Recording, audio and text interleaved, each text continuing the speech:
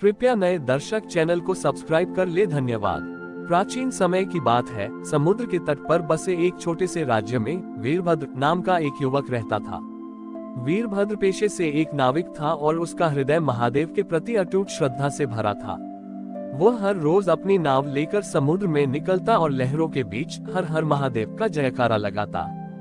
उसका मानना था कि यह विशाल सागर महादेव की ही जटाओं से निकले जल का विस्तार है। उस राज्य का राजा बहुत ही महत्वाकांक्षी था।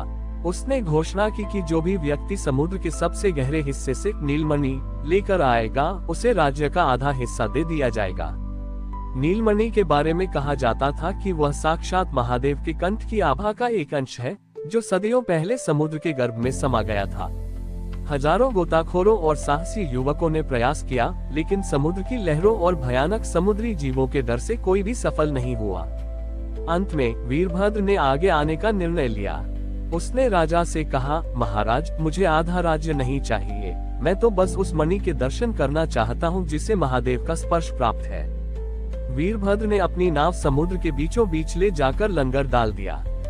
उसने महादेव का ध्यान किया और समुद्र की गहराई में छलांग लगा दी। जैसे जैसे वह नीचे जा रहा था, अंधेरा और दबाव बढ़ता जा रहा था। तभी उसके सामने एक विशाल समुद्री सर्प आया। वह सर्प साक्षात काल के समान प्रतीत हो रहा था।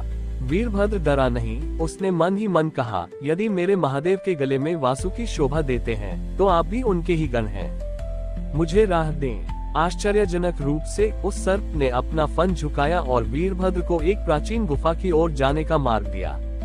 गुफा के भीतर जल नहीं था, वहाँ एक दिव्य प्रकाश फैला हुआ था। वहाँ कोई मणि नहीं थी, बल्कि रेत से बना एक प्राचीन शिवलिंग था।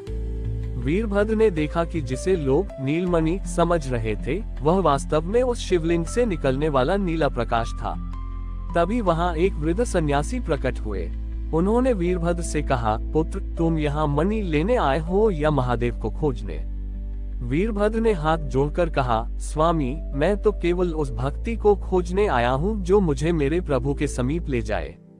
यह मणि तो केवल एक माध्यम है।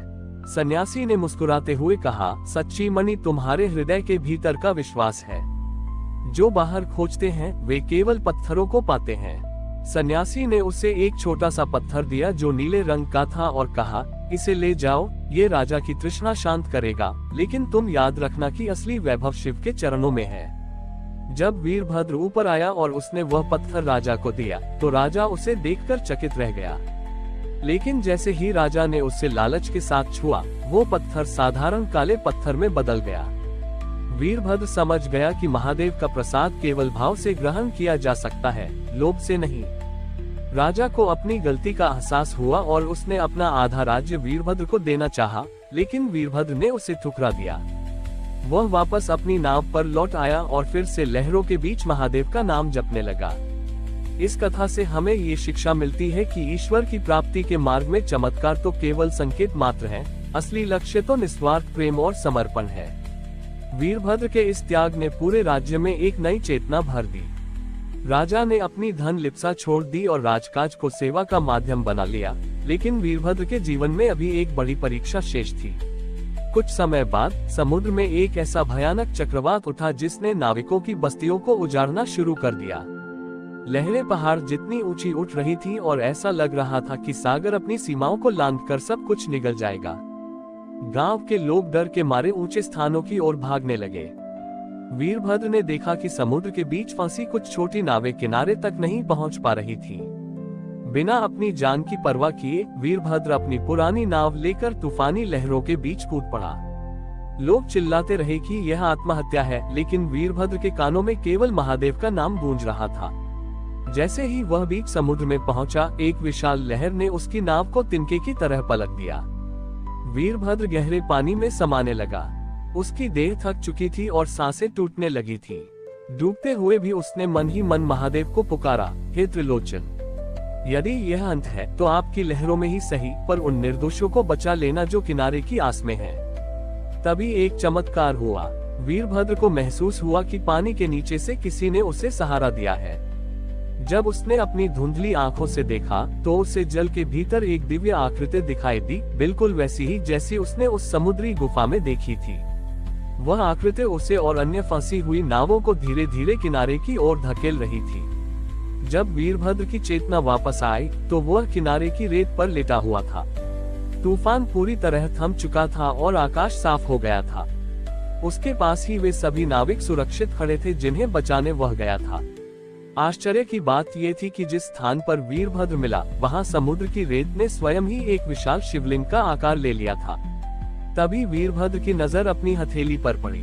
वहां वही नीला पत्थर रखा था जो राजा के छूने पर काला पड़ गया था, लेकिन अब वह पत्थर फिर से नीले प्रकाश से चमक रहा था। उस पत्थर पर उभरा हुआ ओम का चिन्ह स्पष्ट दिखाई दे रहा था। वीरभद्र समझ गया कि महादेव ने उसकी निस्वार्थ सेवा को स्वीकार कर लिया है। राजा और गांव वाले वहां पहुंचे और उस रेत के शिवलिंग के सामने नतमस्तक हो गए। वीरभद्र ने वह दिव्य मणि राजा को नहीं दी, बल्कि उसे उसी रेत के शिवलिंग के भीतर स्थापित कर दिया। उसने कहा, यह मणि किसी के खजाने की शोभा नहीं, बल्कि इस बात की साक्षी है कि जब मनुष्य दूसरों की रक्षा के लिए खुद को मिटाने को तैयार होता है, तो महादेव स्वयं उसके रक्षक बन जाते हैं। आज भी उस तट पर वह प्राचीन मंदिर स्थित है, जहां ज्वार भाटे का पानी शिवलिंग को छूता तो है, पर उसे कभी मिटा नहीं पाता। लोग उसे वीरेश्वर महादेव के नाम से पूजते हैं, जो साहस और अडिग विश्वास की विजय का प्रतीक है।